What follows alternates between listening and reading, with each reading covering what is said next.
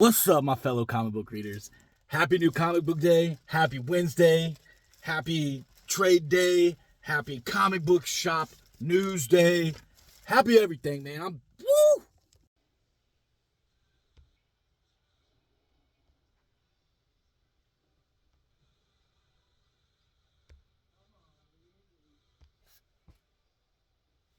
Happy new comic book day.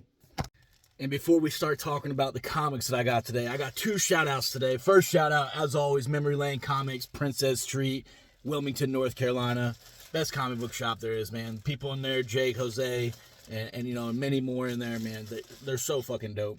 And also, this is the second time I've ran into somebody that I've met through TikTok, but Port City Pools, super cool dude. If you're not already following him, I'll tag him in the description. But I met him today. We talked for maybe 20, 30 minutes. Both of us were kind of trying to get our comic books and get out there. But we chatted for a little bit just randomly. Super cool dude, and looking forward to bumping into him again. But in no particular order, let's start talking about the comics that I got today. And we're going to start off with a small story about WE3. Someone recommended, I'm having a brain fart, I can't remember who exactly. Someone told me to get WE3, and they said, and I'm 100% sure that I misunderstood what they said. I'm pretty sure they said it's similar or it's like, but what I heard, what I interpreted in my brain was, this is the story of Rocket the Raccoon, the origin story of Rocket the Raccoon. And it didn't even register in my brain. Rocket is Marvel. This is a DC compact, right? So I go up and I'm talking to Jake, from Memory Lane, and I'm like, yo, do you have WE3, the compact? And he's like, yeah, let me go grab it for you. So we walk over there and we're, talking about it. I'm like, yeah, this is Rocket the Raccoon's origin story. And he's like, no, it's very similar to Guardians of the Galaxy 3 in the aspect of like animals being experimented on and yada, yada, yada. And then as soon as I saw the look on his face and I was like, the origin story of Raccoon, he's like, it clicked in my head. Rocket the Raccoon is Marvel. This is a DC compact. I'm looking forward to reading this. But let's talk about the comics in no particular order. I don't have them lined up anyway. Batman, Matt Fraction. This has been fantastic. This is probably the first Batman comic other than Absolute Batman that I'm 100% up to date with. And I'm enjoying that. I'm also still reading the whole Scott Snyder, started with City of Owls or whatever. I'm still enjoying that, but I have the trades lined up to read. I just haven't got to them yet. But Matt Fraction's Batman, it started off, the first issue seemed very different than 2, 3, and 4. But 2, 3, and 4 are good, and I'm excited to read number 5. Next up, we got Green Lantern number 10, which if you watch my video where I ranked all my absolutes, Green Lantern is ranked number 6 out of 6. I just feel like there's no continuity in this. Every story is a different aspect, and they haven't tied in together, so I'm still trying to put pieces together. Next up, we got Star Wars Hyperspace Stories, Tides of Terror. I'm reading 2 different hyperspace stories. And I think there's a third hyperspace story that came out that I didn't grab yet. I'm going to. But Dark Horse is Star Wars. I'm going to continue picking up everything the Star Wars releases through Dark Horse. Everything feels like Star Wars. Marvel Star Wars stories don't feel, at least in the comics, like Star Wars as much as Dark Horse Star Wars, which doesn't make sense, but it makes sense to me. Same thing, IDW and Star Trek. I'm not a Trekkie, but IDW really got me enjoying Star Trek to the point where I started, and I haven't watched it in probably a month now, but I started watching the original Star Trek, and I plan on watching all the Star Trek shows and movies and TV because this comic has got me interested. We got Star Trek Voyager Homecoming. This is issue number 4. I'm reading Red Shirts and one other one from IDW for Star Trek. But if you're interested in starting Star Trek, make sure it's an IDW title. Speaking of IDW titles to get it right, Godzilla, the Kaizei universe, all these have been fantastic. The Godzilla Escape is my favorite of the Kaizei universe, but there's 3. There's Godzilla, there's Escape the Lost Lands, I think, and then Starship. All 3 of them are really good, and I'm excited to see where they're all going to tie in at. More IDW, we got the Twilight Zone issue number 3. I still haven't read number 2. Number 1 was different. if you like Twilight Zone, I think you'll like these comics because they're like one shots. Each issue is a one shot. Just like the original Twilight series. I liked that they're black and white. I liked that they're grimy. I liked it, everything about this series, the concept. The first issue wasn't like everything I was hoping for, but it was very similar to a Twilight series, which I did like. So even though I didn't like fanboy over the first issue, I liked it. I liked the concept. I'm excited to read 2 and 3, if that makes sense. Absolute Superman issue number 15. This fell from my number 1 after 14, and it's because Ra's al Ghul, has been...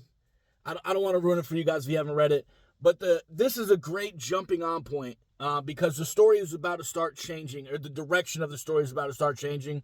14 wrapped up what the first 14 issues were about. I think there's probably going to be a little bit of oh, well, this happened in issue 6. There's always going to be a little bit of that, right?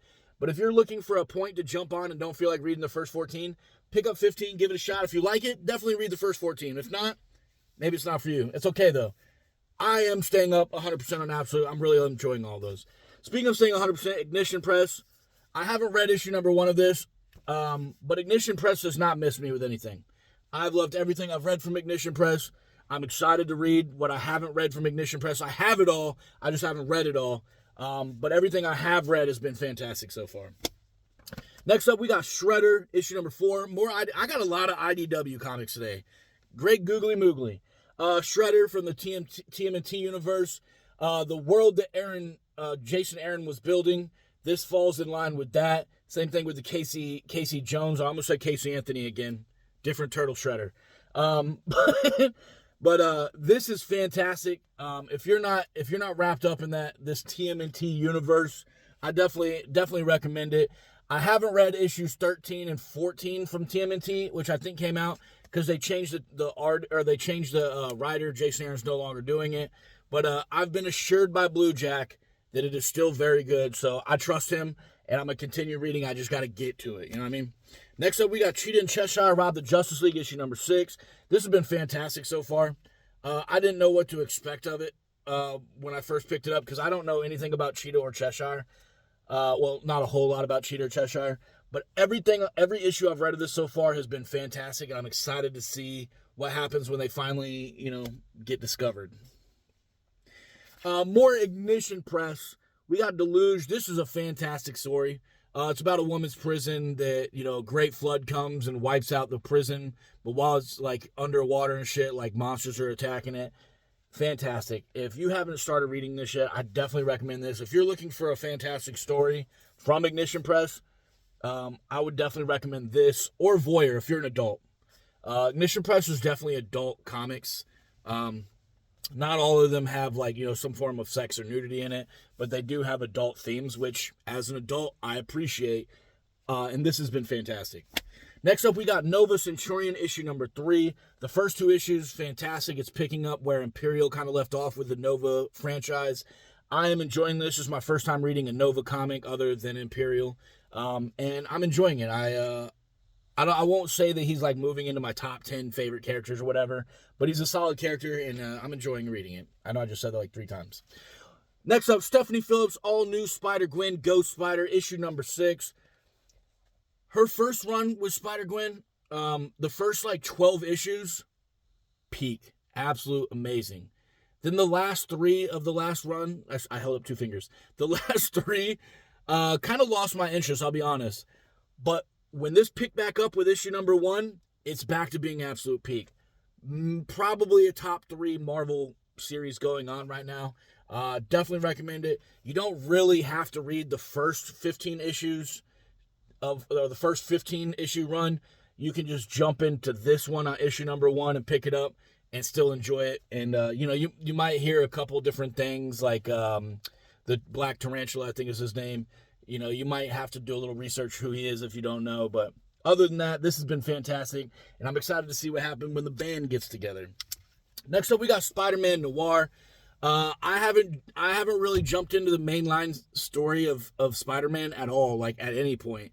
So I'm reading all these Spider-Gwen and Spider-Man Noir, and Eventually, I want to pick up Miles Morales because I've heard really good things about that. And Miles Morales, really, like, I enjoy that character in the MCU.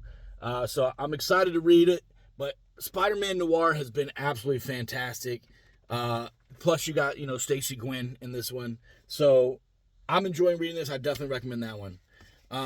And second to last, but definitely not, neither of these are my bottom picks. Both of these, one of them, the last one I got might be my pick of the week that I'm most excited to read. Which is weird because I got a lot of indies, and indies are normally my favorites. Absolute Batman Arkham. It's about the Arkham Asylum in the Absolute universe. It's got a little bit of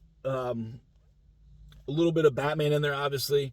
But I think I heard something about maybe like a little bit about Joker as well. And if you read the last issue of Absolute Batman, Joker's here. We're not just talking about him. He's here, baby. I definitely recommend that. And then we got KO Night Fight issue number 3. This has been my favorite thing about DC KO so far. I love what they're doing with Batman and the Robins. Not just one Robin, not just two Robins, the Robins, all of them. I'm really enjoying this. I think this is only a 4-part or maybe a 5-part series. So relatively short. But I think this is definitely my favorite. It's definitely my favorite thing coming out of DC KO right now. So I definitely recommend this. And then, always point out Comic Shop News. We're on issue number 2003. That's crazy. At some point this year in 2026, we are going to be at the same issue as it is the year. And if I was new to comics in 2026 and I saw issue 2026, I'd be like, this is a once a year thing? Side note. Anyways, I did pick up coconut candy today. If you like coconut candy, the pineapple one did taste like pineapple, but it was chewier. I fucking loved it. And then we got, my fountain drink. I didn't get a black today. If you didn't know, I smoke Black & Miles. I normally do like a little story about me smoking a black and be like, hey, I can't wait to talk about my comics, but I didn't do that today. Now I'm rambling. I'm talking too much. I hope everybody had a great new comic book day. I hope you got everything you wanted or needed. At least one of the two. Maybe needed. I hope you got everything you needed. I really hope you got everything you wanted. And I hope you have a great day of looking at your comic books.